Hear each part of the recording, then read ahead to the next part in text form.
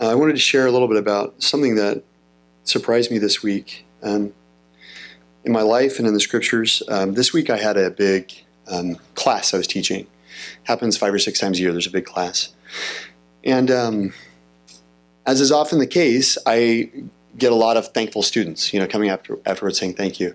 And my classes are a little bit different. They're almost more like performance art, in the sense that we're kind of demonstrating things live. And so it requires kind of a lot of, I think it feels different to a student than a typical lecture, because it feels more like a performance, like you're watching a play or something.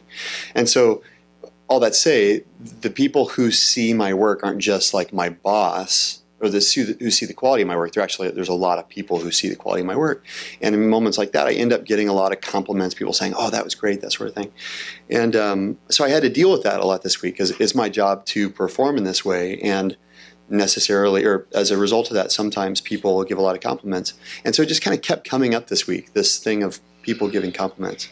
And it got me thinking, I think I should be grateful for a job that I like, a job that I'm good at. That's great. And I appreciate it. I'm thankful. I'm blessed. And yet, I think it's kind of easy to extend that feeling of gratitude a little bit farther and think, hey, I must be doing well. God must be, happy with me if I'm doing well at my work, or if people think I'm doing a good job.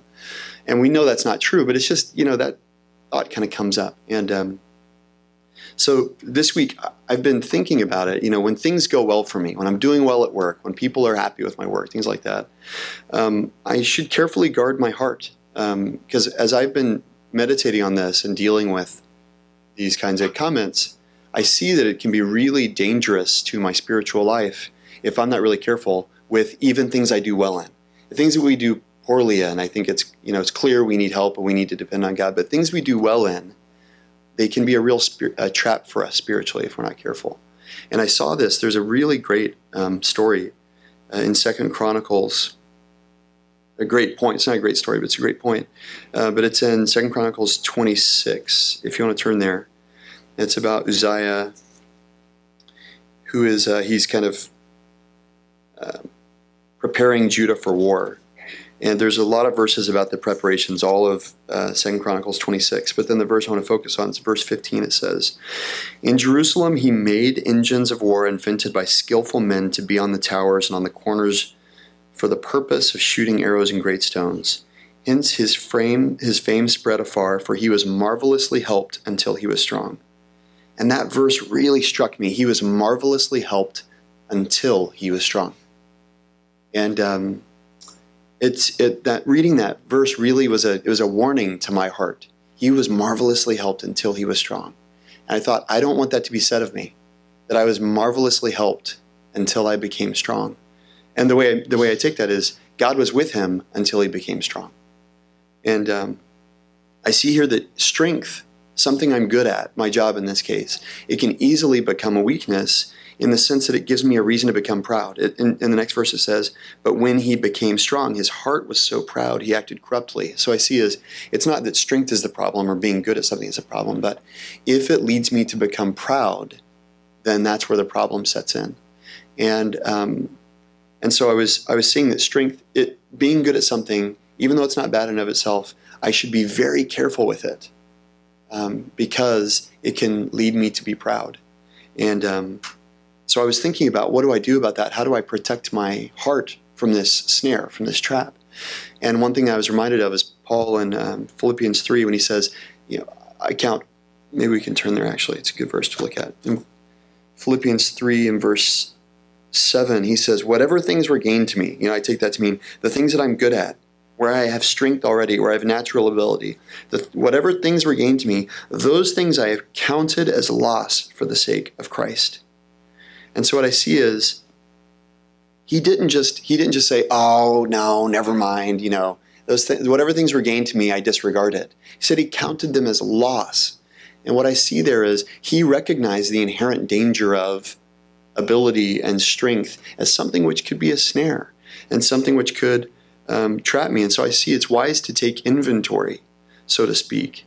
And I can be thankful for sure, thankful for the things that I'm good at, of course, but I should do a careful accounting, so to speak, and transfer them from the pile of these things are gain to me, onto the pile in my mind of, this is a loss to me.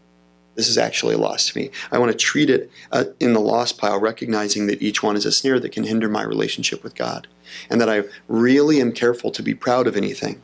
I want to lay down my strength in every area before God and say, this isn't about me. This isn't my strength. You've given this. I'm not great. You're great. It reminded me of the verse in 1 Corinthians where Paul says, what do you have that you did not receive? And if you did receive it, why do you act as if you didn't receive it? And I think it's so easy. Anything that we're good at, people give a compliment or something, you think, oh yeah, thank you, I appreciate it. No, what do I have that I didn't receive? And if I did receive it from the Lord, why do I act as if it came from me? It doesn't at all.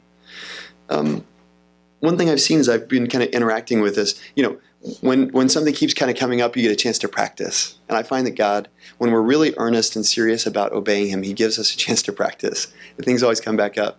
And so this was happening kind of many times this week. And I was kind of trying all sorts of ways to interact with a compliment or, deflect. And I found the simplest thing, this is painfully obvious, I'm sure, to those of you who have dealt with this before, but it's just to say, thanks.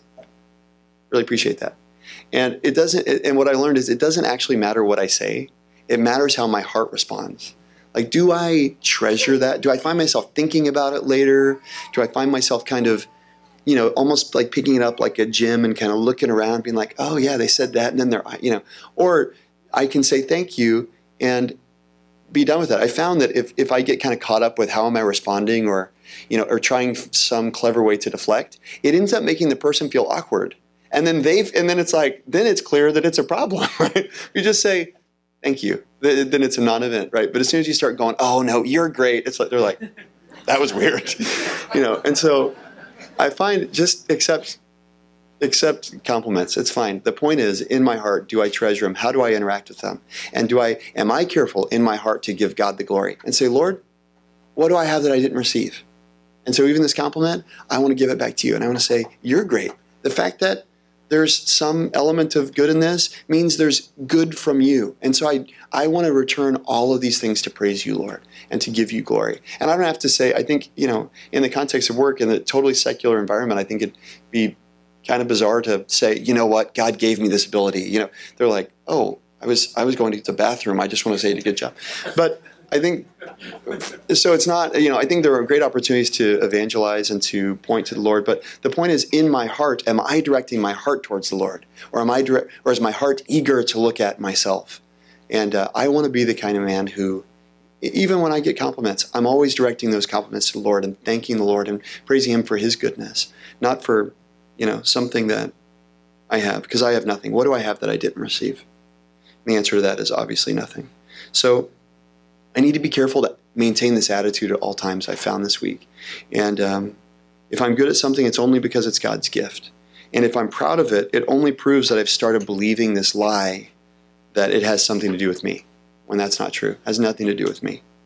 I want to regularly fall on my face before God. I want to regularly ask Him to purify me of any pride, of anything that I'm good at, and help me to grow in the fear of the Lord, and the fear that I might take some glory for myself, and fear that I might disregard Him as the giver of all good gifts, and start to think that I'm something when I'm nothing, because I'm nothing.